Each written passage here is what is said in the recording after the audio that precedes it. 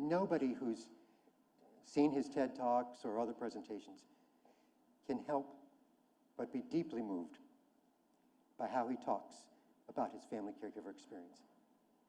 And that's why we are so proud tonight to give the 2019 Hands-On Help Award to Richard Liu.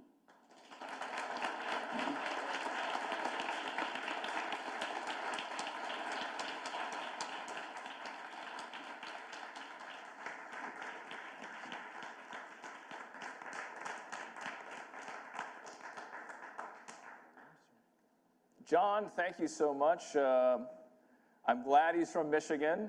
That's where I went to school. Go Blue. Hoping to go to any other schools, John. Michigan?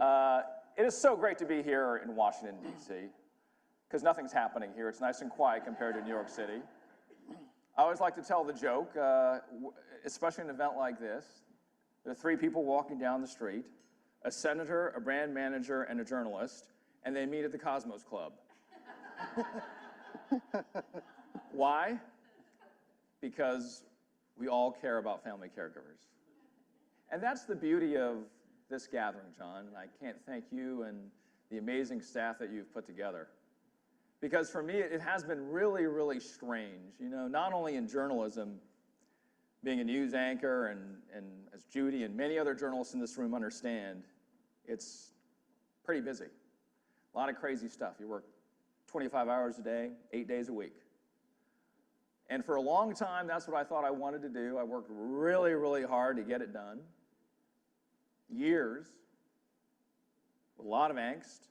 And then all of a sudden, what happens is, you know, my dad is at church. He's a pastor. Loves to talk about me all the time. You know my son? What about chapter 2, Hebrews?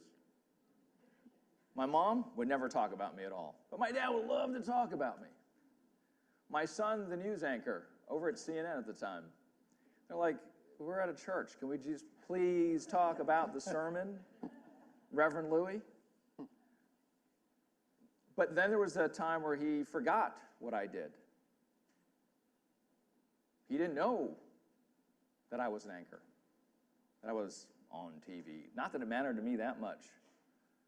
But that time when he forgot, something that he was so, you know, as a pastor, they love being in front, bringing down the good word from the skies.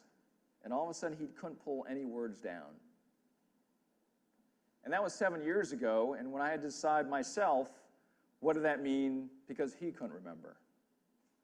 Well, I didn't quite remember either when I realized what happened. And I decided this was that conversation I was going to have with my boss. It could be the last conversation for that career I'd fought for so long. That I could walk away never being a journalist, at least for that short time of which I thought might be 5 or 10 years. But then my boss at 30 Rock said, guess what? We're going to let you work part-time, Richard. We're going to help you out to take care of your dad. Because you know what? I'm a caregiver too. My boss said she is caring for her mom in Florida.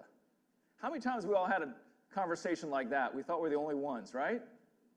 But we're not. We're part of these 100 million or more families in our country that understand this in a way that's so different. And so, understanding that, I said, I thought I was alone. So I've got to do something. I've got to put my energy, I've got to put my voice while we're here tonight. I've been so blessed to be able to be a journalist, to try to get it right, to try to tell the stories of our great country each and every day. Work hard at it. And this is part of what we are as a country. We are a caring place. And so that moved to, and this is for you, John, the Elizabeth Dole Foundation reached out to me and said, Richard, we understand that you kind of understand this caregiving space. And so Senator Elizabeth and Senator Bob created this thing called Hidden Heroes. And so began my realization that that is a story that brings us together as a country, brings us together as people and as caregivers, especially in this room. And so I wanted to share just a little bit of this documentary that I've been volunteering for the last 2 years when it comes out next year. because these young caregivers will inspire you, because it's not old or young or anything in between. It's all of us. I'll play a little bit of that. He just said, I stepped on my bomb. And I was like, oh, okay. I was like, I'm gonna be his nurse, and I'm gonna work in this hospital. And so like I would change his IVs and stuff. I'm on there. This is the AM pills. I sleep right next to my grandpa just to watch him. I try not to leave him home alone for more than an hour. He looks different than he used to do. I don't think they really knew how bad it would be. And just to see him break broke me. It's not just about the veteran. They're going to get the accolades, but it's the ones who support them who usually fall by the wayside. What does caregiving mean, Rocio? I wouldn't know. It's just been so long that it's just kind of normal. I really don't have words for it. It was a lot of responsibility that kind of just got thrown on to me and my brothers. I feel like I just got thrown right into the deep end. He was supposed to retire this year, so they would just now have a dad. And so they got to have a dad 7 years ago. He like never complains even though he's in pain every day. And he's always making sure that we get taken care of and that we're always happy. I still love him. He's there for me and it makes me happy. We don't really plan things too far out because we never know. But I don't see my life without him.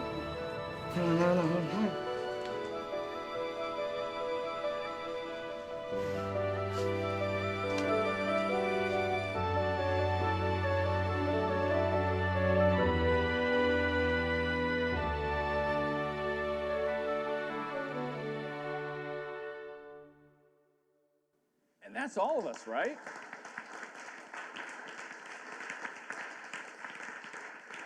And so we think of all of our energy, right, John, in this room? It's how do we take our voice to tell other people about this great quality we just have, that we just have as, and especially being in this country, that we can do so many great things to care for other people.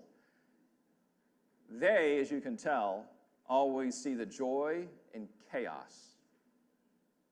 Just like if you look around the room, there's a lot of gold leaf. Like they always find the gold leaf wherever they go.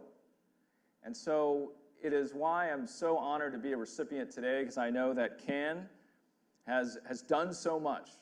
And you know, my dad, as he can't eat now and he can't talk, but he's still spirited. But he used to say, you know, thank you. He used to hug me all the time, and then he would say, I love you.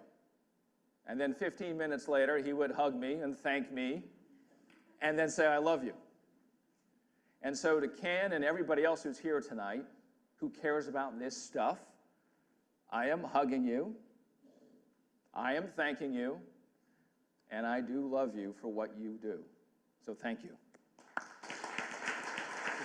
Thank you so much.